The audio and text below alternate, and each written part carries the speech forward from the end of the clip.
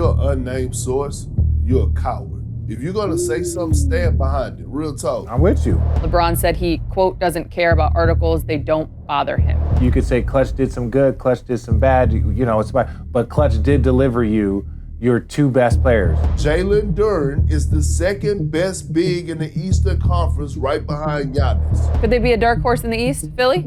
Yes. Yes. Oh. D-Rose changed the culture in the black community.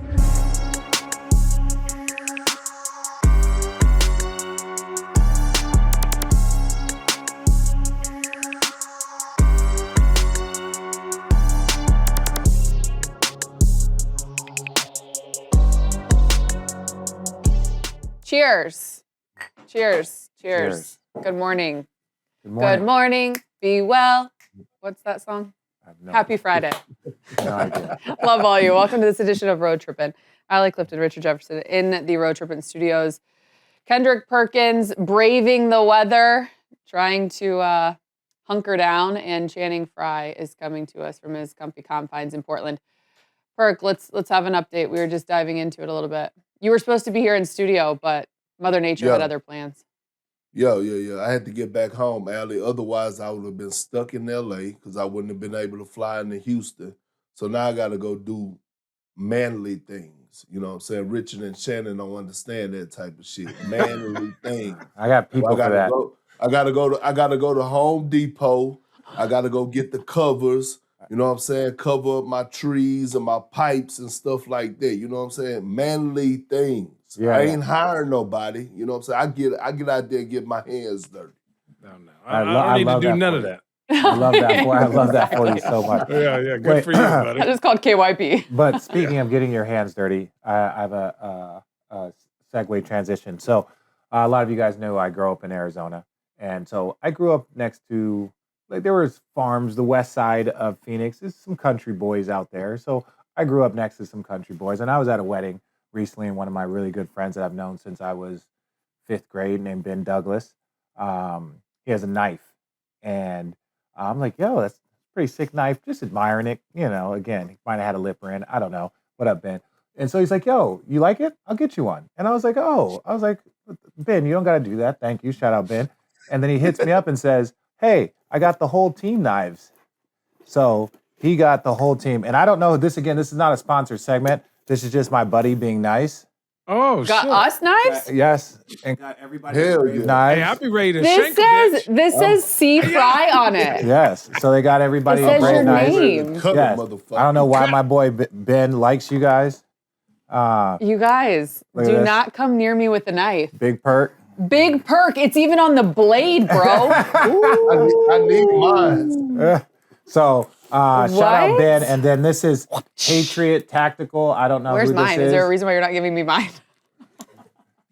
The one that says Clifton. Clifton, that's her The name. one that says Nifton. So Bro. so I wanted. Edward Scissorhands was my favorite movie. Of course it was. Of course it is. Of course it was. Hold on. Movie's overrated. Yeah, but he got me a cool. He also Ben. gave me a special one that is probably not plane safe. You know why I gave you that one? Why? Because Jeez. you just have to hit one button. Yes. Easy steps. Yeah. You guys are gonna love these. Yeah. Shout out New Turf. If you guys need turf in Arizona, go check out my guy Ben Douglas. Oh, yeah. At New Dude, I Turf. need those things to open up boxes. That's what I'm saying. All the Amazon boxes. Let me see. Wine boxes. That's the last thing my brain went to when I saw that I got a knife with my name on it. Okay, so I just wanted to give some love to my. I wanted to give some love to my brother. I appreciate the gift. He said he was just getting me a knife, and then literally had it engraved and had 1, 2, like for the entire team. So that's sick. Road tripping Thank guy. you, Ben. You know Ben. Yeah, I know Ben. I went to his shout wedding. out. We're You're just like, I gonna went to keep Ben's mine wedding. here this entire time. Yeah.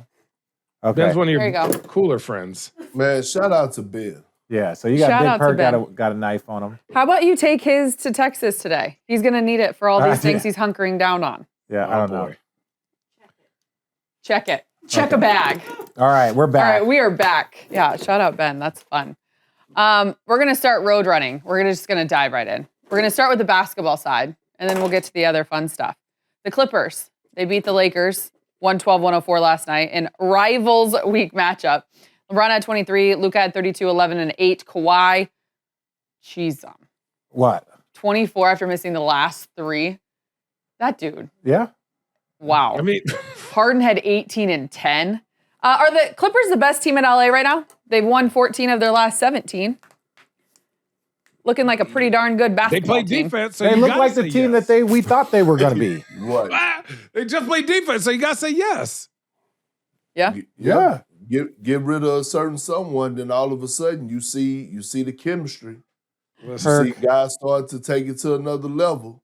But Allie, can I say the quiet thing out loud real quick? Please. Deandre Ayton gonna find himself out of the league in the next 2 years. Real That's talk. not quiet. I'm dead serious. He's gonna find himself out of the league the next 2 years if he don't clean some shit up. Things didn't work out in Phoenix, okay? Portland, it didn't work out. You were the number 1 pick, by the way. And now JJ had to bit you in the 4th. You only played 15 minutes, I believe it was, the game before that. That's hang on, I have to insert myself here.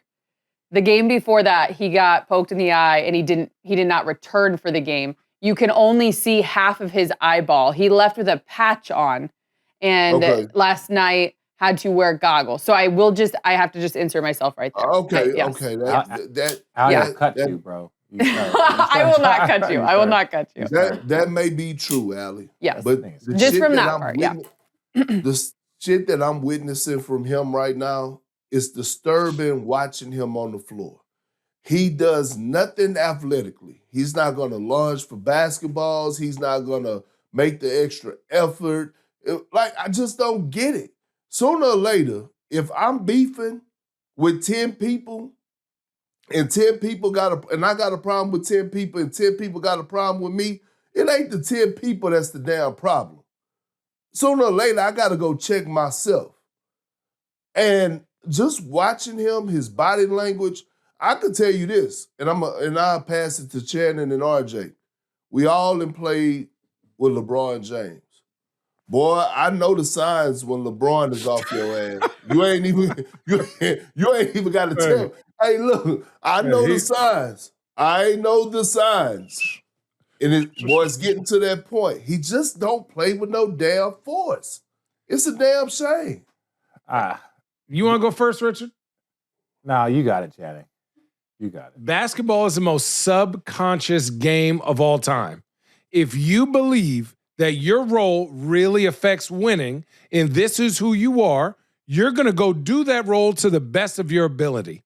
You're going to do it every single time, whether you like it or not, because it affects winning. For instance, Mitchell Robinson probably hates his role, but he does it well. And he gets criticized for doing his role well, but he does it well, right? You can look at other guys in the league that have a lesser role at times than what they think they should. I think at times who DeAndre Ayton thinks he is not the same as what he is and what affects winning. And when he gets in his feelings, it is subconsciously comes out in the game where he kind of pouts. DeAndre Ayton will give you a game. Remember, I was here in Portland, and they basically let him go for nothing. He would have a game where he would have 20 and 12. But then you would look at the 20 and 12, and you would say, those are kind of rice cake 20 and 12s. You're really not, you're not an impact on the paint. You're not dunking on anybody. You're not getting out of your space rebounds. To me, his biggest thing is he has to buy in with who he is now. If he doesn't do that on this situation, it like Perk says, other teams, you think you want to put him on a young, developing team? They tried that in Portland, and they got him up out of here. Now look at the team. No, look.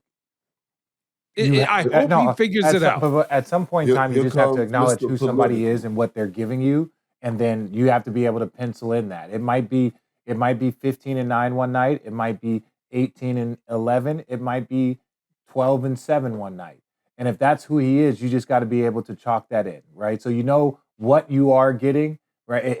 You're getting a double-double pretty much if he plays 25 plus minutes. You're going to get a double-double. Now, is it the impact plays? Is it the extra efforts? That, that's something that he can continue to evolve on, but you still are getting a double-double. You got a starting center with a double that's giving you a double-double. That is something. Is he going to be this or the number one pick and all that? No, it's not, Richard. But no, I'm just saying. Richard, stop that. No, not. just because he gets 12 and 10 does not mean he's having an impact. I'm not saying he's having this huge impact. What I'm saying is he still gets you 12 and 10. Those dudes don't grow on trees. That's the only thing I'm saying. I'm not saying that you might not want more from him or expect more effort. I agree. We've talked about different players and their defense on the Lakers side and more effort. We've talked about other people and how they've shot the ball. So it's like we can look at holes in everyone's game. I'm saying what you can count on him for is a double-double. And so until something better pops up, that's who they got, and they got to make the best of them. There certainly is some truth to when Deandre Ayton is playing. Shit, hold on. What happened? He ain't just about. I'm gonna say this. You bringing up that double BS? I would take, and I guarantee you, if you go down the line and you go ask JJ, Luka, Braun, all the tops at the Lakers, would they rather have DeAndre Ayton 12 and 10, or would you rather have Steven Adams 5 and 8? Give me Steven Adams 5 and 8. I guarantee you it impacts winning more. See, that's the thing. We can't just keep getting caught up in the stat sheet. You know what I'm saying? The stat sheet at times is fool's gold.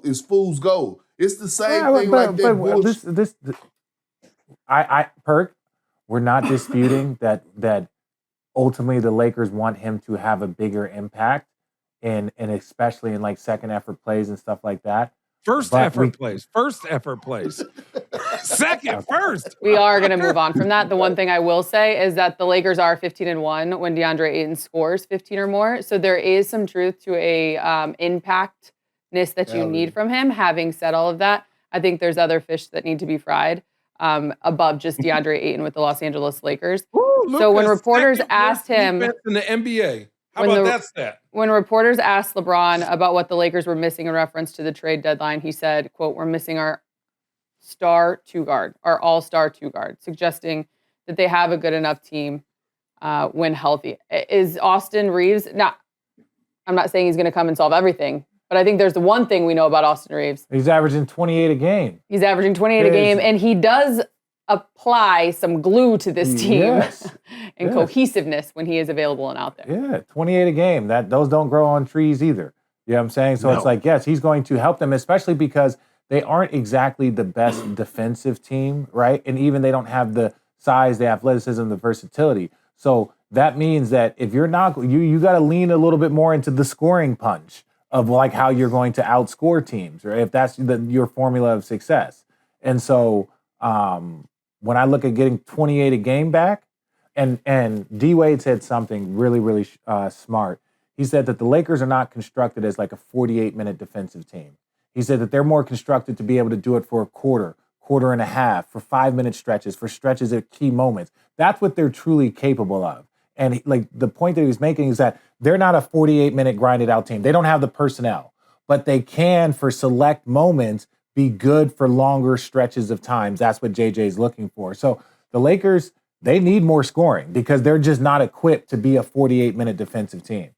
I think this, when you score in Phoenix, we weren't known as a defensive team, but we were top 15 when we went to the Western Conference Finals. We were 10th. Our biggest thing was when we score, when we get good shots and score, getting to the paint or shooting open threes or getting good shots, we get our defense set.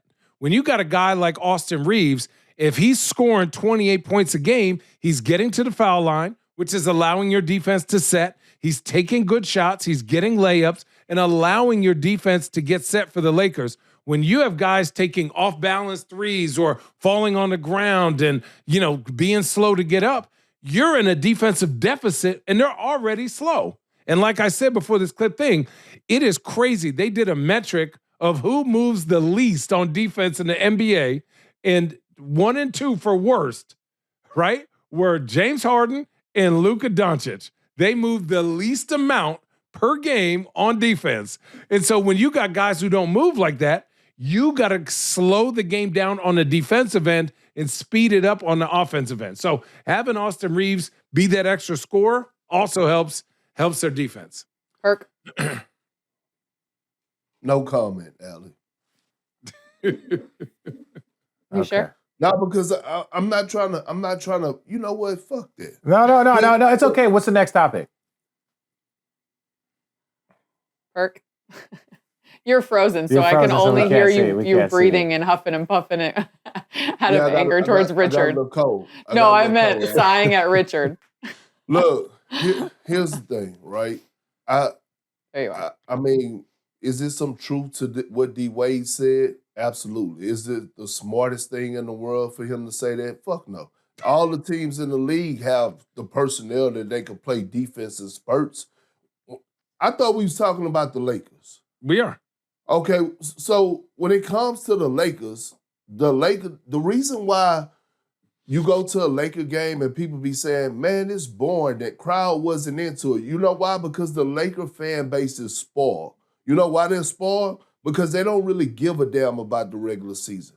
They care about championships or nothing. It's championships or bust. And so the Lakers, when you talk about the Lakers, it's about championships. So you got to go and you got to put together a rock. Now, let me say this. Credit to JJ Redick, though. Real talk. I'm not going to even look at last night's game and look, because over the past 3 games, they actually been playing some damn good basketball. Mm-hmm. Great win, good win, solid win against the Toronto Raptors, solid-ass win in Denver against the Denver Nuggets. Like, that showed a lot of grit for them to have to come back being down double figures. Kawhi Leonard, we talk about rivalry week. He just got some type of, it's a different type of energy every time he match up against Braun. Now, that's just the truth. We need to go do a study on that. You know what I'm saying? Man, dude is 47 years old. Come on, let's go. But I'm just saying, it's championship or bust when it comes to the Lakers. I don't want to give a damn about they play good in spurts defensively at times. We can say that about every team in the NBA. Okay, so then let's talk about the flip side of what is also looming over the Lakers right now before we close this conversation and get back to basketball. They also asked LeBron last night about Jeanie Buss's report. He said he doesn't care, also adding that he doesn't talk much to the owners of whatever franchise he is playing for. That goes back to Cleveland, that goes back to Miami. You guys, I'm sure, have heard the clips. Yeah. So what? I don't like him either. A team source told ESPN that Jeanie Buss has begun to turn against LeBron behind the scenes. They say she privately complained about Bron's outsized ego and the overt control that he and Clutch Sports exerts over the organization at times. Quote, she didn't like that James was considered a savior for a floundering franchise when he arrived in 2018. A team source alleged that James' camp informed the Lakers as early as 2017 that he was coming to join them when he became a free agent the following year. Things allegedly got worse during the Laker trade for Russ in 21. They went 33-49, missed the playoffs, and James seemed to wash his hands of his role in the acquisition, even though the team had made the trade in an effort to appease him. And finally, Jeanie addressed the allegations stating, quote, it's really not right, given all of the great things LeBron has done for the Lakers, that he has to be pulled into my family drama. To say that it wasn't appreciated is just not true and completely unfair to him. LeBron said he, quote, doesn't care about articles. They don't bother him. Thoughts on the latest report? Rich, we'll start with you. Yeah.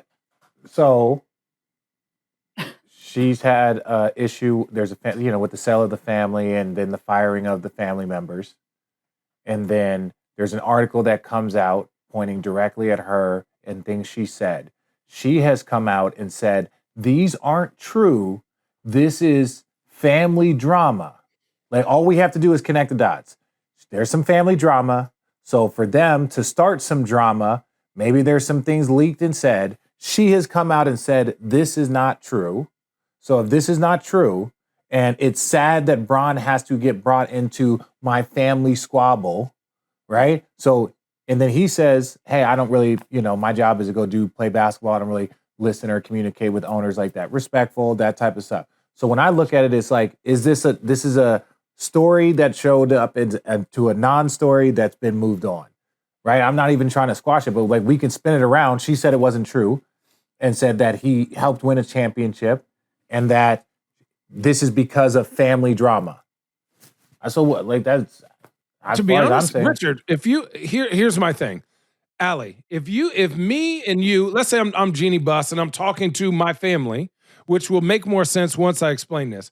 What was the first thing she said? She said, hey, we were a floundering organization before LeBron came in there, right? She doesn't like that's the narrative, but it was the truth. But again, of course she could say that. She's like, shit, look at who was on that team. I was on a team for 20 games in 2018. They had Lonzo Ball, Brandon Ingram, Julius Randle, like Alex Caruso, Zubac. They had a solid team. That's what I'm saying. So for her, she's like, look, we've drafted all this. We just had the opportunity to get LeBron. Yes, we were sort of floundering, but like we weren't that far off. That's like what, 3 or 4 All-Stars on that list, right? So then, and Brooke Lopez was on that team also, and KCP. So, and Channing Frye. So don't worry about that. So then what was the next thing she said? She was like, oh, I don't like that Clutch Sports is trying to be controlling. Man, every fucking team could probably say that if they've had LeBron or some also brought Anthony player. Davis, which was the final piece to the championship.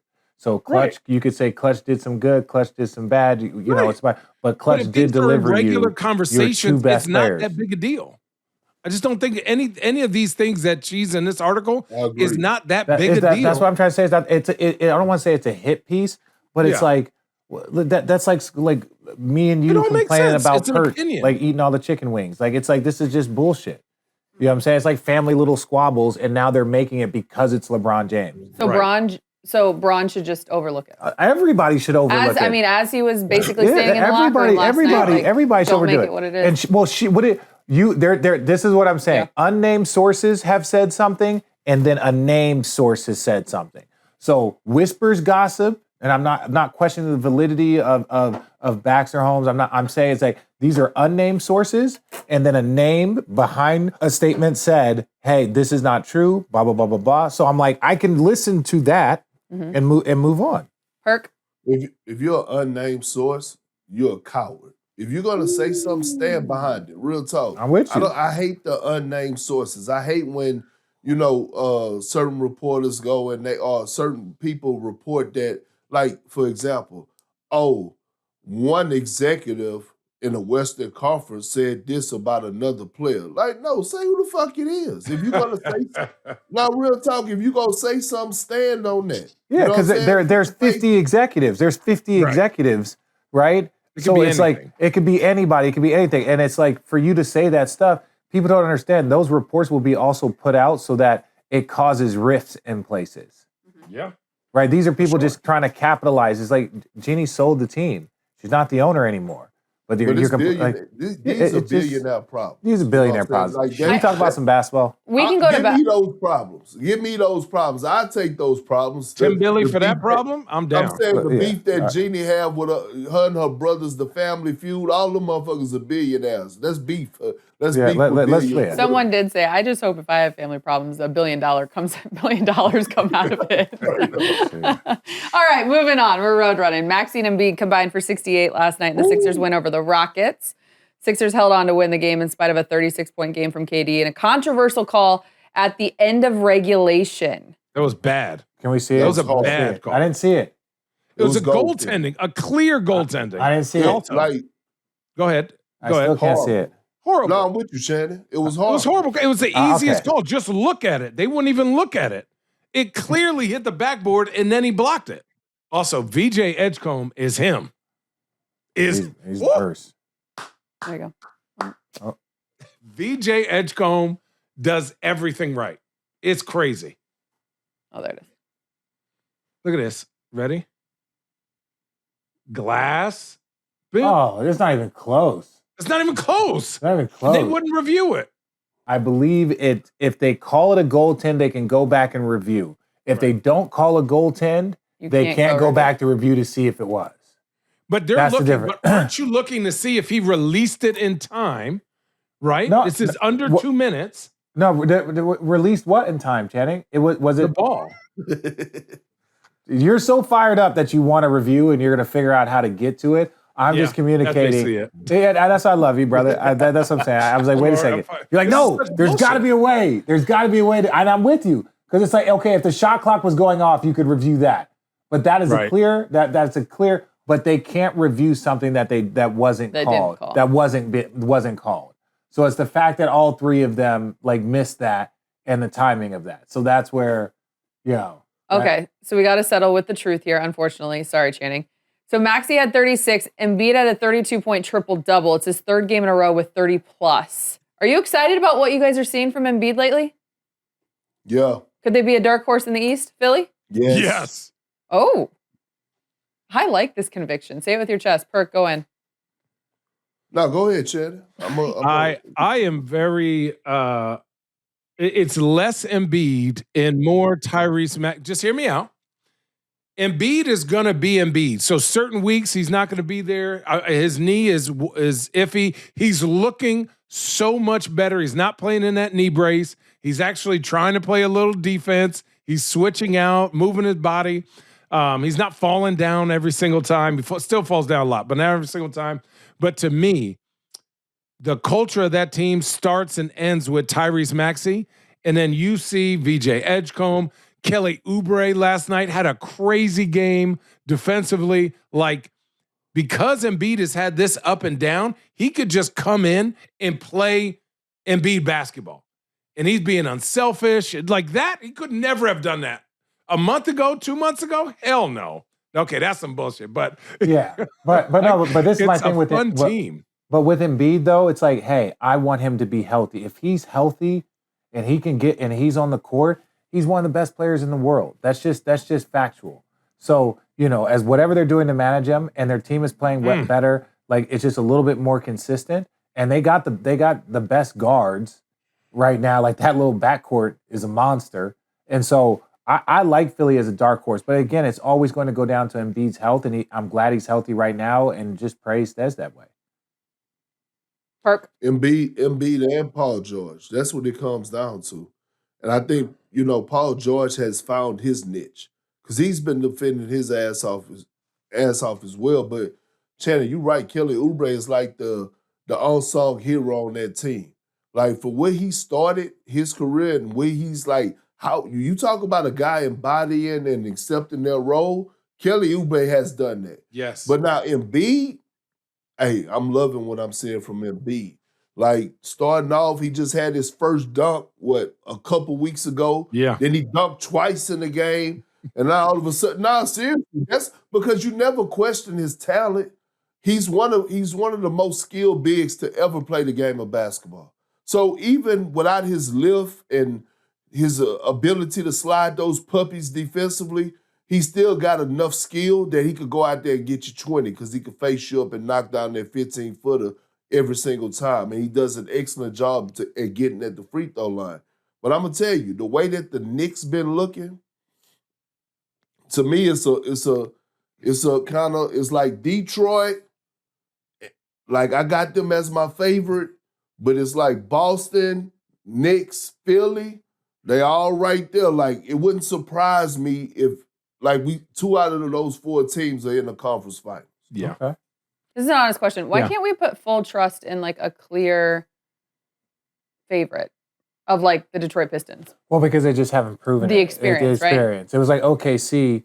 We had seen them build on Denver. There are a lot of the teams, Boston, you referenced, the Knicks, who, they had a run to the conference finals. So a lot of the teams that we're referencing are teams that have either won it or have had some sort of experience. Like you see Houston's one of those teams that you did, but we got to see them do it. Detroit, we believe in Detroit because we saw them go like to 7 with the Knicks, and they've built on that. So we have a lot of trust, but also you have to see it. Like again, you earn that respect. It's the Detroit. Same. Yeah, Detroit. The same way that you don't count somebody out Detroit because they're a number champion. 2, a legit number 2. Yeah. So you still Detroit believe they're like a piece away from. 2. They're just like OKC, I think, 2 years ago. I asked that question, Perk, based off of kind of like how you said that. You're like, I believe in Detroit, but you wouldn't be surprised. And I just think I was, Dang, I got Detroit as my favorite. Okay. I'm never straddling the fence, Allie. Yeah. I got Detroit as my favorite. And I'm going to tell you something. The Knicks could keep fucking around. They got to remember, they had a game 7 on their home floor last year against the Pistons. I believe it was, right? Yeah. Okay. The Pistons going for that number 1 seed. The same energy OKC is keeping right now as well in the Western Conference, because if you're going to have a Game 7, I need that to be at our house. And Shannon, I disagree with you when it comes down to a number 2. Listen, Cade is so fucking good that he could be the best player in any series. Right. Yeah. Right? But I'm telling you, bro. Except Boston. Jaylen Brown's having a better year than Cade. That's a fact. Again, that's a fact. No, it's not facts. It's a fact. Well, he said he it's could not be a the best fact. player in any series. Could that be, means could even be. if Okay, Jaylen okay, Brown. yes. So there's not a digress. player All that right. you would walk into a series like in the West. You would say, okay, if it was Jokic, if it was Shea, like I would say, like, hey, look, that's the best player in the series. There's not a lot of other series where you could say that either Cade is right there or has the potential to outplay whoever the other best player is. Like that's what I'm saying about please- Cade being like he has been. I'm with you. Please agree. do not sleep on Jalen Duren. I'm No, telling he's a you. problem. No, Strong boy. Hear me No. out. I'm not sleeping on him. I need to see it. The playoffs are not the regular season. When they double team Cade and the rotations are tight, I need to see Jalen Duren give me a 22-12 game. Just show me that, and then I'll be quiet. Just show me once. I'll tell you. Show me. I tell you this right now. He's the second best big in the Eastern Conference, right behind Giannis. Yeah, Scotty's a it's a wing. guard. Scotty's not a big. Scotty's not a big. He Right big, now, man. today, Jalen Duren is the second best big in the Eastern Conference, right behind Giannis. While you guys sit here and think about it, the Rockets, they're 5 and 5. Think about it, Alan. I know. So that's why we're Yeah, I moving got on, nobody. because I agree with you, Perk. The Rockets are 5 and 5 over their last 10. What are you thinking about the Houston Rockets? They complain so much, but then they keep going and playing the same damn way. Like they just look for KD. If you watch the game, they'll do a play, and then literally KD stands there, and they're like, KD, come save us. KD, come save us. KD, come save us. Or when Sengun's in there, there's no flow to their offense anymore. They, like last year, they like used to move around and cut Van and Vliet. move. And this year, again, they need a point guard. They need to direct. When I was watching that game last night, KD was doing a lot of spacing and allowing Sengun to try to go to work, but like the spacing wasn't there. Like they're sagging in on Amen Thompson. They can't play the space and one-on-one game. It's just not. It's not how they are successful. And when they take bad shots, they can't get their defense set. They're still. This is the tough time of the season, right? I'll say it for the next month. Everyone, All-Star break is right around the corner. Everyone, especially when you're with a new team and system. So it just, are they playing great basketball right now? No. Are they a team in the last 40 games, last 30 games? I expect to be a different, more locked-in team. I can see that. Reed Shepherd is still getting his rhythm. He's having a career year. Kevin Durant, it's his first year there. They lose Van Vliet at the start of the season, so they don't have like a true point guard to help with some of that offensive flow that they're talking about. But ultimately, I think they should figure it out enough to be at least a strong contender to get to that second round. That second round, you get into the Denver's OKCs. Now you better be cooking on all, you better be moving on all cylinders, right? There's no we're trying to figure it out when you go against those two machines. So they've got plenty of time. To put a bow on this segment, you sliced up, What are you cutting things by the way, that we're moving on to our road rule segment. I just want to let you know that the play was not challenged because no whistle was blown by the officials on the floor. And according to NBA rules, a no call on goaltending is not reviewable. I just wanted to give you a second. I wanted you to have to sit there and wonder if you're believe. No, I this is the thing. I was 99.9% sure, but that's not 100. I do want to ask you guys, though, is a call like that, should it be challengeable? Well, Should you be allowed to challenge that play? I think the NBA should review all end of game plays. Like take 2 minutes. the like, if last it's 2 the end of minutes the game and review it's a every close shot in the shot last or 2 That minutes. would make games 4 hours. No, it wouldn't. You Well, have a clock. It says you have 1 minute to review this. Hey, it's a shot. Okay, perfect. He got the shot off. They do that for the shot. Like if that's a big play like that, right? The ball ends up going out of bounds. Hey, we're just going to review this and make sure that it wasn't goaltending. That's a big call. Take this minute. It's a huge call, and I believe it's non-negotiable that you have to review those calls because, again, I know Richard is probably going to drop his head, but you got gambling. Gambling is involved, right? Like at all times, you got to protect the brand and the integrity because it's like, look, it was what? I didn't say anything. I didn't say anything. Okay, all right, cool. Well, I'm saying, like, I believe last year, if I'm not mistaken, it was like damn near 100 billion. Let me get my numbers. But it was something in the billions that was like, it was $100+ billion betted last year in On the NBA? 2025. In sports betting, bro. Oh, that's crazy. Like, what I'm saying is that everybody, you know why viewership is up, Allie? Why? Betting. Gambling. It is. Because guess what? If you have a 4-leg parlay and you're waiting on the last game, and I don't give a damn if that game is the Kings versus Wizards, and you pick the Kings to win by 6 points, and it's in the fourth quarter, and it's a 4 to 5 point game, you're watching that game. You're watching the game. So I bring that up because I'm not saying it, but the people out there, the fan base, they was cheating. They was cheating. The game rigged. Like, how many times have we opened up the internet and we didn't seen it? Like, we're not running from it. We see it. We on the internet. Perk, stay with me. They have to get it right, and it's been a constant battle for them to get it right before gambling was here.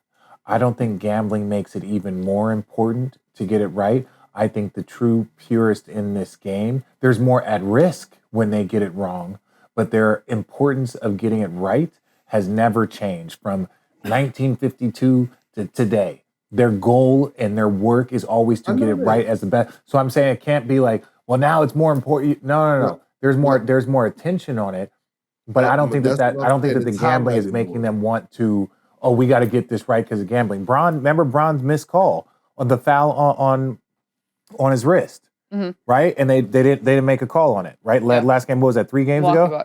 Milwaukee Bucks, 3 games ago. But stay with me. Should that be reviewable? No, Richard. But I'm saying, but I'm saying you could start to see that, like, now all of a sudden that missed foul call like should be reviewed, right? And then and then the goaltending. That's not the same. That's apples and oranges to me. Like, that's apples and oranges when you talk about that call to the goaltending. But we agree though, big bro. I want you to know this. We agree, my brother. I'm agreeing with you. All I'm saying is that you got up and left, so you couldn't hear what I was saying. But as I was telling Allie and Shannon, the viewership is up because people are watching the games more across sports, period, because of sports betting. We go check the numbers on that too. Part of the reason why national TV is up is because we have more national broadcasts. So when they say it's up by a percentage, that means because you guys are literally saying the same thing. No, he just like you can't bet without watching the game, and the game is more on because of Thank you, Allie. Yeah, Allie, what's next? I wasn't trying to argue. Thank you, Allie. Yeah, and by the way, he got up by design. Woo! I love it. Spicy. There are people that pay attention to the demeanor between the two of you, just so you know. We are road running, and it's going to be fun because we're going to give you a clip based off of this discussion on The Richard Show. What? But first, following Jimmy Butler's injury, we saw Kuminga back in the rotation for the Warriors. His first game back, he dropped 25 and 2 in 21 minutes. His second game back, he had 10 in 9 minutes, and then unfortunately injured his left knee and ankle and would not return to the game. Steph, 38, no big deal. But they lost to the Mavs 123-115. What's going on? Are the Warriors cursed? Was the season a wash at this point? Allie, you didn't say anything about Draymond. That's because we're getting to Draymond next. Okay. Yeah, well. Let Allie do her. I can't see job, I can't see the rundown. I'm just saying. You don't need to see it. It's not your job to see it. Dude, why is Kuminga playing? I saw when he hurt his leg, and I said, oh, come on. I saw when he stepped on that dude. He's going to the hole, playing good basketball. stepped on somebody's foot and twisted his ankle and his knee and was kind of gingerly walking around. I said, man, what are you doing? What are you doing? Stop playing. He got to play. No, we don't have to play. Yes, No, he you do. don't. He got to help them. No, he got to help them help him. His value is his value. You know what's crazy to me? Don't play. You know This what I'm saying? conversation. I'm glad you brought up Jonathan Kuminga because I didn't know, when did guys start getting penalized for wanting to be great? You know what I mean? Like, we keep on with this, he don't fit in the Warrior system and all this shit. When did guys start getting penalized because he won't allow them to put him in a box? Because he won't allow Golden State to tell him what the hell his ceiling is? When did guys start getting penalized for that? I'm just asking. Because, you know, we disagree. Y'all disagree. Y'all have y'all feelings and thoughts about how y'all feel about Jonathan Kuminga, and I have my feelings. I don't have any negative thoughts about Jonathan Kuminga. I think he's an amazing talent. I think to maximize him and to maximize the way Steph plays, I think they haven't really been able to find that fit. I've got no issue with Kuminga. I think he's an ultra talented, hardworking kid that does want his opportunity. He's already won a championship and he got some money in the bank. So the last thing for him is like, I want to go see how great I can be. I've got zero issue with that. It just can't, his greatness can't be at the cost of the flow and the style that they play because they have a system based around Steph. That's all. I don't think that takes away.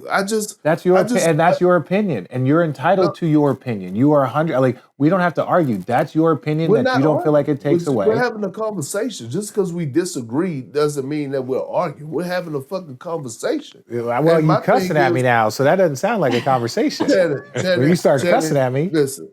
Now he's talking to Channing. He's like, Channing, forget him. Channing, listen. All I'm saying is that I just don't understand. I get it. I don't feel like no player could get in Steph's way. He's that great. Like, you could drop Steph anywhere in America, LA Fitness, the YMCA, wherever, and he's gonna get buckets. He can fit in with anybody. It's not stopping the flow of Steph. All I'm saying is, and take, for example, we're watching a guy like Peyton Watson for Denver. But when a coach believes in you, and Jokic goes out. But Jokic is also out. Goes out. Jokic is out. So what? Okay, Jokic apples and oranges, Perk. Certain guys cannot play. Certain guys can't play. Like, okay, Phil Jackson. Certain guys can't play in the triangle, Perk, because they want to handle the rock. True point guards cannot play in the triangle. That's why they had Derek Fisher, John Paxson, Steve Kerr. They had guys who were ball handlers who would just bring the ball up, pass that, run that Chicago cut, and then go to the corner. Certain guys just don't fit. That's not saying you're not good. It's just you don't fit. And I'm not moving my whole system when I got a Hall of Famer, a top 10 player in the NBA, on my team for a what if. Perk, you have him as the number one point guard of all time. If you're the way you're playing can't play with the number one point guard of all time, like you said, what did he say about? No, we're not gonna do that. No. He said about if 10 people are saying something, right? And 10 people ain't saying. Well, but he's just saying 10 people are saying something that maybe you are the person that needs to take a look. Maybe there are things that Kuminga, can do to take a look. I think he's ultra talented. I think he has potential to be a future All-Star. That is 100% true. I believe he has. I believe he does have. I think he has the potential for that. You look at his numbers. A lot of former players feel that way. I'm not disputing it. But a lot of former players feel that way. Like all I'm asking is this: can somebody answer this question? No. Yes. What happens when Steph no longer exists? You can't sad day. Yeah, you can't think like that. What the fuck you mean? Okay, what you talking about? They're the only team. They're the only team that I see that are trying to win a title and not building for the future. Go down the whole list of teams that are trying to actually go win a title this year. The now is set up and the future is set up. Who's the future of Denver? What? Who's the future of Denver? What you mean? Who's their young? Who's their young? Denver is set up for the next 4 or 5 years still. Yeah. All right. We're going to lighten this show up. I do love these conversations. And our fans and our viewers and our listeners, they do too. Allie, I ain't feeling good. I don't feel like lightening up. I know. I can feel it. And you know what's really cute about this moment and this discovery that I just had? Because all three of you just had a in my feels. Actually, Channing, not you today yet. Thank you. I'm gonna. But I've learned when Perk gets mad, he sits back and he gets on his phone. When Channing gets mad, he starts digging in his nails and looking around. And when Rich gets mad, he just fucking gets up and walks away. KYP, I'm feeling 2/3 of the energy, so we're gonna lighten this shit up. The Richard Show. Boo. Perk. What is he doing? I can't see you, so it's not Why fair. You can't see me? Why you can't see me? Because we live by the ocean. Because we swim with the dolphins over here. Yeah, we got dolphin. And so we the got service dolphin is house going in money. and out. So I can't even hear you huffing and puffing at me right now. Yeah. I know I muted yeah. my mic. I muted my mic because I didn't want y'all to hear me sniffing. You know what I'm saying? We don't hear you sniffing. Going through the airport. From this point forward, I'm wearing a mask. I'm telling you that straight up. Yo. I'm wearing a mask through the airport. I only got time to be getting sick. Yo, I'm actually with you on that. That's for another discussion. But I am with you on that. Mask up. Is the play not working? The Richard Show. What? It's right here. We got it. I was looking at the thing. Just chill. The Richard Show, presented by Road Trippin, has some serious breaking news out of Golden State. A never-before-seen clip. It is not on the episode. You have to come here to receive this kind of footage. Real in-depth analysis we get. But the Richard Show with Draymond Green. It's out now. Check out this clip. Our bench cut. All-time favorite Warrior teammates. Harrison Barnes, Kevin Durant, Jordan Poole. Star K, no question. Fair, legend. You know what's crazy? Man, I love K. That's my dog. Yeah. We got the funniest relationship. Yeah. In his heart, he want to love me. His mind hate my guts. But he give me the love, though. But I know he hate my guts. It's a weird. I get it. Now we got between HB and Jordan Poole. You spoke so highly of HB. I'm going to bench Jordan Poole, and I'm going to cut HB. Okay. We don't need any more. That's it. Yeah, that's it. We'll leave it there. It's over. We're all we're all criminals here. Richard. Oh, I was there. I want to know your guys' thoughts. That's about right. Hang on. We're all criminals? Yeah. He won a championship with Harrison Barnes. And when I say we're all criminals, it's like we're all mercenaries, right? Like we're all just like guns for hire. That's what that term is mean. Like being a free agent, like it's like highest bidder. Like I'll go. If you were there, yeah. Have you seen Harrison Barnes shooting this year? It's trash.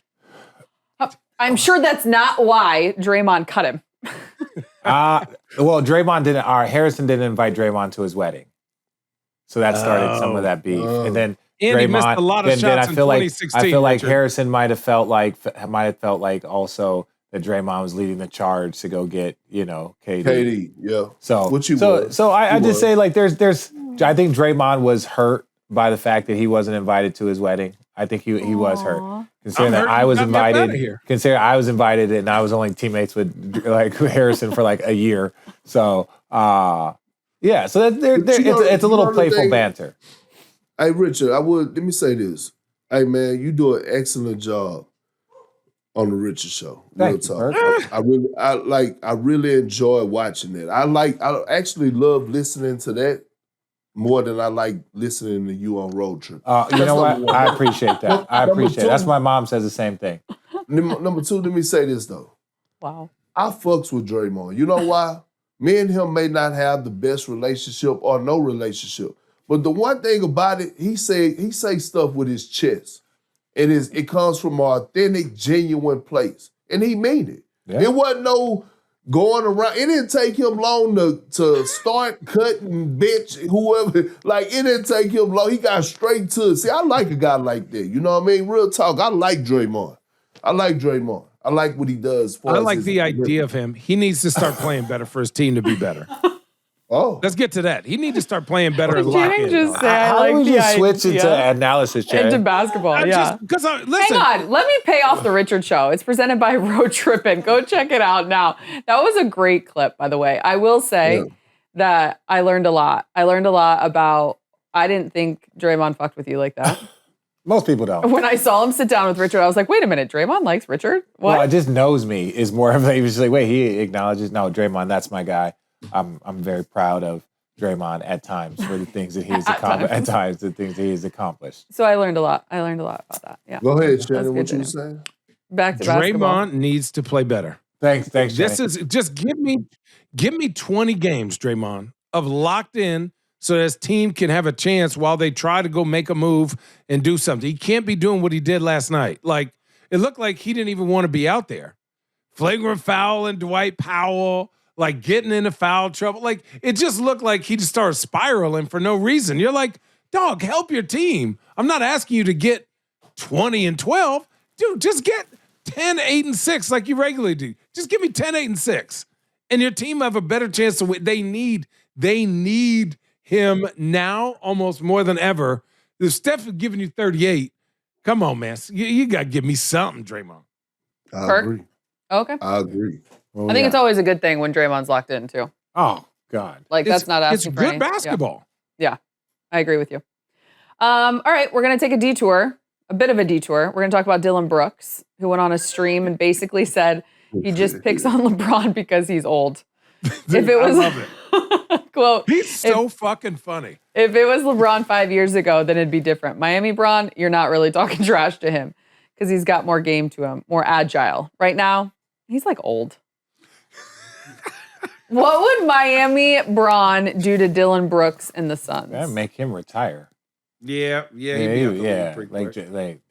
No, that's what I'm saying. you gotta Dylan, like remember- Dylan would have tried the smoke. Like that's fair, but just, bro, that was like, and he's recognizing. He's like, oh, Miami Bron. Like even he's recognizing. He didn't play against that Bron, but he saw what that Bron was doing to everybody else, and he was like, yeah, that smoke you don't really want. Now he's just kind of old. I Which told is- the story before about how our assistant coach told the bench guy, shut the fuck up, because he started talking shit to Bron.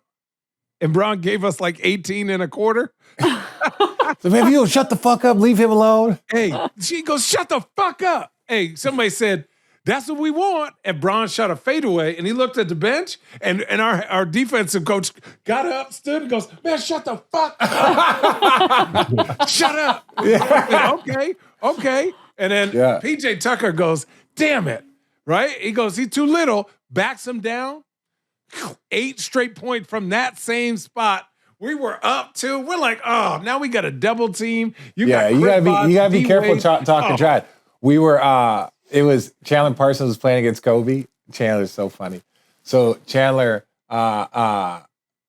guarding Kobe, and he's right by our bench. So Kobe pulls up, misses it. I'm like, yeah, Chandler, lock that shit up. Lock that shit. Like the whole bench just tries to hype up Chandler. So he goes back on offense. On defense, Chandler Parsons comes running back towards our bench. Guys, cut it out. Cut it out. Leave him alone. Yo, there's certain people you will leave him alone. He was like, cause we were just hyping him up, like, yeah, Chandler, lock that up, man. Lock that up. You don't want none of that. And like Chandler literally, he was on the offensive end, he was just waiting to come back on defense to tell the bench to stop that. That's hilarious. Hang on, Channing. You don't tell Perk to leave Shaq alone. Oh yeah, I forgot about that. Perk, they're about the same size, so that's different. But me, I was too used to be too skinny for that. Yeah, but it was like we knew we were just doing cracking jokes, but Chandler was like, "Guys, that's not funny. Guys, that's not funny." Chandler, you never was really skinny. I was skinny. You was team whack body too. You know what I'm saying? I gotta defend big fella. There's not a lot of there wasn't a lot of 7 foot with 6-packs roaming around. Like it wasn't agile. I'll give him that. I'll give him that. Wow. I'll give him. He wasn't whack body. He was whack athleticism. Factual. What am I practicing jumping for? I can shoot the shit out of the 3 ball. 3 is worth more than 2. I won't allow the whack body. You were whack body, but you had athleticism, Perk. Yeah. Channing was not whack body, but didn't have athleticism. Yeah, basically. I mean, hey. But look, Allie, you ask what would Bron Miami do to Dylan Brooks? You ask yourself what Los Angeles Lakers Bron did to fucking Dylan Brooks. He got him that was traded. old Bron I mean, that's actually true. I'm saying he got him traded. He did. That playoff series, when he poked that bear, I forgot Memphis parted ways with Dylan Brooks. Now, it was a mistake on Memphis' part because I love Dylan Brooks, but I'm just saying, y'all, it's crazy y'all bringing up these stories. I'm in New Orleans. Coach Alvin Gentry is my coach, right? Oh yeah, Alvin. Come on, guy. I love Coach Alvin Gentry. Shout out Gentry. I love, right? So he's my coach. We're playing Braun. Matter of fact, y'all in town. Braun is in town. It's a close game. I always sit right next to at this point, I ain't getting in the game. I was an assistant coach, basically. So I always sit right at the, by the last assistant coach on the bench. And so it's a close game. And one of the fans yelled at Braun, and Coach Gentry was like, hey, man, shut the fuck up. No. Yo, y'all don't leave that man alone. So it's funny because, they have all these stories about, people saying people don't fear Braun and all this, and they try to make it where he's not that's a damn lie. It's a lie. That's a damn lie. It's a lie. Y'all remember watching footage on Braun? Like when y'all played against him, how we had to prep before we go out and run out on the floor? It used to be like, oh shit. Braun had Rondo so scared. Oh, like if Rondo got on the fast break, his thing was somebody needs to be trailing me. I'm not going up for the layup when we was playing against Cleveland in those series. Braun chase down blocks were different. No, I don't understand how he ever did it, but yeah, he was different. All right, what's next? We're going on to the NCAA. Well, what the fuck are they doing? What are we doing? It's our straight trippin' segment. Ex-Alabama player Charles Bediako, who has spent the past 2.5 years competing in the NBA Summer League and G League, had his college eligibility temporarily reinstated by a judge who blocked the NCAA from retaliating for his return to the 17th ranked Alabama. Another example, James Nagy, who played at Baylor, who was the 31st pick in the 23 NBA draft and was cleared to return to college basketball in December. Nagy played in the NBA Summer League and spent multiple years with FC Barcelona of the Euro League. Do we have this clip of Calipari going off? Yes, please. It's great. Again, real simple. You got 5 years to play 4. If you stay at the same school 4 years, we'll give you a 5th year. If your coach leaves or is fired, you can transfer without penalty. You can do it once, and if the coach is fired or leaves, you could end up doing it twice. But after that, you got to sit out. You transfer, but you got to sit out. Does anybody care what this is doing for 17 and 18-year-old American kids? Do you know what this opportunity has done for them and their families? There aren't going to be any high school kids. Who, other than dumb people like me, are going to recruit high school kids? I get so much satisfaction out of coaching young kids and seeing them grow and make it and their family life changes that I'm going to keep doing it. But why would anybody else, if you can get NBA players, G League players, guys that are 28 years old, guys from Europe, do we really know their transcript? Do we have somebody over there? Do we really know their birth certificate? Or don't we? And then, there's no... Look, Tommy Izzo, Mark Few, there are a bunch of us that are just... We got no rules. Why did they let that kid play? Tell us all. Here's what the reason. Then we'll all go get pros. Looks like we have a developmental basketball problem. What? How did you get that? Because hear me out. This is how I got there. The system is broken, right? We can look at it from a transfer and this and that. I look at it as development of young players. This is truly what I believe, right? So when he says we're not going to be getting high school players, Now you have a large portion of high school players that aren't going to get to go to universities, or the opportunities of university has shifted because it's like, why not just go to transfer portal? Why not just, that's what they do in football, trying to recruit kids in high school, developing them for 2 years. That's where I'm saying the system is broke, and he is showing another indicator. Right? We talk about the NBA in this. Now college, you starting to see. We talk about AAU.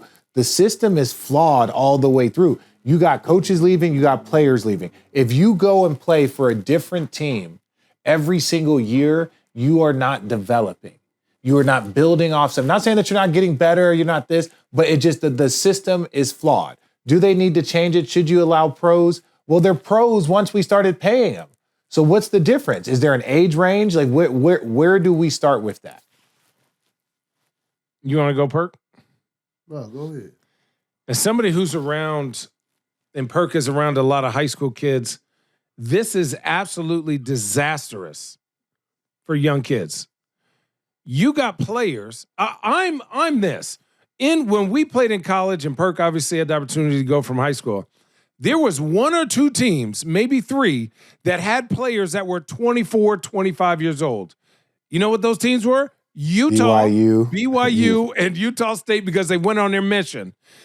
When you are 18, 19 years old, to play 24, 25, 26-year-olds in college who have been in college for 6 fucking years is ridiculous. Then to have players who put their name in the draft, actually get drafted, play NBA basketball, go, you know what? These checks really ain't it, and I'm not playing as much. Let me go back to college. No, you've made that decision to become a pro. The minute you're a pro, you cannot play college basketball. Also, college basketball is the most unique style of basketball in the world. The court is different. How the game is played is different. Everything is built different for college basketball. The three-point line is different. The halves are different. How they teach the game is different. To have somebody come from the EuroLeague or the NBA back is an advantage to them because they know about spacing more. They've been in situations where they could be pros, where you have a kid who's 17, 18, 19 years old who's just learning how to be that, and he got to play somebody who's 26, 27? What is this? So now everyone's just going to go to mid-majors, and then now they got to transfer because, you're better than LaSalle State, and now you go to New Orleans Tech. You go to New Orleans Tech, then you go to LSU. You go to LSU, now you go to Kansas. You redshirt at Kansas. Then you wait a year. Then you play at Kansas. Now I'm going to Duke because I'm 27 years old doing taxes with a full fucking family playing 18-year-olds. Don't get me started. Don't get you started. You were started. You were on a roll. I keep going wherever. I just think there needs to be a cap. How many times you could transfer? 1. 2, there needs to be a cap on age. 3, and if you go pro, you can't go back to playing college. That's it. That actually sounds genius. A cap on age, but what about for Mormons? Let me make sure. You can't be 26, 27, Richard, playing college. I'm asking about you have to understand, because you talked about BYU and stuff, like the age cap is, you got to be careful with that. And there's also BYU's team lately. I'm pretty sure none of them are going on their mission. They got AJ DeBansa. They switched up. They look like San Diego State now. Y'all still call it college basketball? Yeah, true. Okay. That's what we call it. Are we still living in the 90s? Yeah, it's in college. It is in college. It's not college. It's not college basketball. It's not college. Once you start getting paid, it's still college basketball. It's just not amateur basketball. I just let you talk. I didn't say a word. I don't give a damn. Once you start getting paid, it's a difference. And that's what I was telling guys when we had another argument 3 or 4 months ago, when I was saying, if you're serious about the game of basketball and you're in high school, you might want to consider going to prep school and go to prep school so you could be ready for certain shit, because prep school is preparing your ass for when you get in college to be able to go against these grown men because shit is different in 2026. And I don't want to hear about John Calipari going on some fucking rant. The reason you left Kentucky, you know why you left Kentucky? Because not only are you getting paid close to $8 million annually on your own salary, but you knew that you needed to keep up. So at Arkansas, they're giving you an additional $5 million a year for NIL. That's how you're able to go and get these top-notch players like a Darius Acuff, who's probably going to be a lottery pick, who went to prep school in Orlando, who was the McDonald's All-American, who's tearing college up because he's ready for it. He's ready for it because of the route that he Wait, I hear what you said. Where are you going, bro? I just let y'all go. I said I wanted last, not for you to come in and keep interrupting. So don't come telling me you need to put a cap on the transfer portal when I want guys to get max dollars. If you fucking sitting there over there at St. John's and you got an opportunity to hit the transfer portal and go to Miami and get an extra $1 million, why should the players have to get a cap on where they go? If they want to, look, I tell my kids this. All the kids that are in my basketball organization, I don't even give a damn if you go to pro no more. Go pro. You don't have to make it to the NBA. You can hurry up and go to college, since we still calling it college, and get 4 or 5 years and walk out a fucking millionaire and be set for life. Yeah. Go max out. It's a reason. Football players in the state of Texas, they reclassing up because Texas is the only state that still has this dumbass law that you can't get paid in high school on endorsement deals and branding deals. So football players are reclassing up so they can hurry up and get out of high school so that they can hurry up and go get to college to get to the bag. This is 2026. Fuck what everybody talking about. Damn it, if you went to the league and you're in the G League and you ain't getting that bread and you got an opportunity to go get that bread back in college, damn it, go do it. Fuck is we talking about? When you put it that way, I'm not mad at it. When you put it that way, I just think, that's again, the only way. My point of view is from, again, it's old school. It's about the purity of the game. But your reasoning is like, there's no more purity. This is tainted water. This is dirty water, and just you got to get your waders on and get up out there. I bet you Calipari got that $5 million annually every year. They ain't walking. I bet you he ain't walking in people's houses no more saying, hey, man, I'm John Calipari. Look now. They walking in with a fucking contract. Here you go. We got 1.5 on the table for you for 1 year. Yeah. I can't do for sure. I knew I'd get you guys fired up. All right, we're going to end on some lighthearted, back to the lighthearted stuff. You've been saying that shit off. I'm trying to keep the peace. I'm a middle child. Just let it happen. No, this is good stuff. Tomorrow, Saturday, in Chicago, it's going down. It's going down. I'm yelling timber. No. She's on one this morning. Derrick Rose, finally getting his jersey retired. Well deserved, D Rose. At the United Center. Is that what it's still called? I just saw the clip. I asked for you guys to please watch it. It seems and feels very chilling. I can only imagine when the moment actually happens. But for him to see the banner, his kids surprising him out on the court, and then some former teammates of his. Give me one of your favorite stories from D Rose, on, off the court, a competitive moment.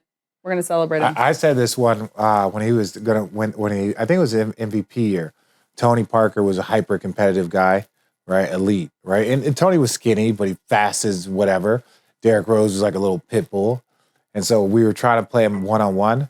And Pop coming in at halftime. He goes, Tony, I appreciate what you're doing, but we're probably going to have to start sending some help. Aww. We've all been there. Bron hit me for 55. Jordan hit me for 40. Like, we've all been there. We've all been there. But it was just more the funny part when he's like, Tony, I respect what you're doing. We might have to start sending some help that way. And Tony was like, okay. Thank you. It's about time. He's like, listen, I tried. The motherfucker's different. And it was a sign of respect from like what we were trying to do is ultimately win the game. It's like, we appreciate you taking the challenge, but it's okay that you need your teammates to support you and help. So that to me was just impressive, like Hall of Fame guard versus Hall of Fame guard. And it was like, and Tony was in his prime. Yeah. And it was like, hey, we might need to send some help because he was just that powerful. When he boomed on my guy Goran Dragic, that was fun. So If you ever watched the bench went crazy. I screamed like I saw it happening, and I was like, no! And that motherfucker put the ball behind his head. Hiya! And yammed on Goran so quick, he didn't know what happened. That's one of the Just, nastiest things. I said, poor Goran. Hey, he knew it. But Goran's the type of dude, he was watching the highlight like, yeah, that dude got up really fast. I said, yeah, you should have seen it from my point of view. He got boom. He just dunked his ass so quick. But I've never seen anybody who was more, I think the right way to explain it is athletically violent. He was violent. When he would dunk or move, he's a very quiet human, but he got some hate in his heart for something. Oh, facts. For something and somebody. He's coming with bad intentions. Bad intentions. Look at me running. He played like he mad. No. Ooh. Yeah, damn near. Because he hit his didn't head think on that the rim. 6'1" guard was about to do this.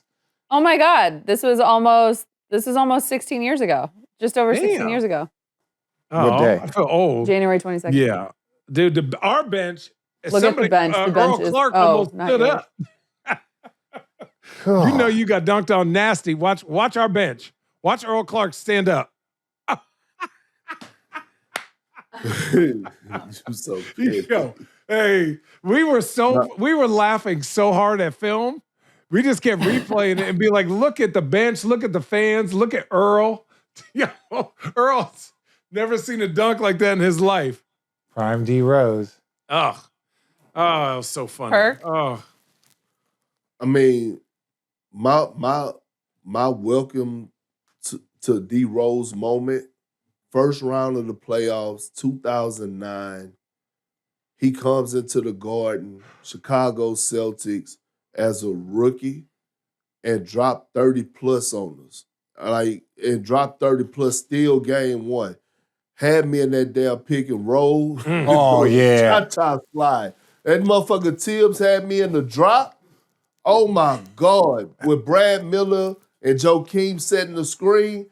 And it ended up being like one of the best first round playoff series of all time. Like, I think we had so many overtimes. It went to 7 games. Ben Gordon had his moments. Rondo Ben and D Gordon. Rose was going at it. Rondo averaged a 21-point triple-double in that 7-game series. Wow. And so, like, you had a lot of battles in that, but that was my D Rose moment. But I'm going to tell you something even better than that. D Rose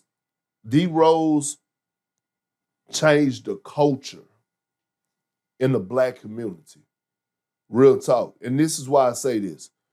Growing up, I know for as me, growing up where I'm from in Beaumont, Texas, if you wanted to go and speak to, a counselor or seek help, mental health, you was laughed at, right? Like you kept that shit as a secret.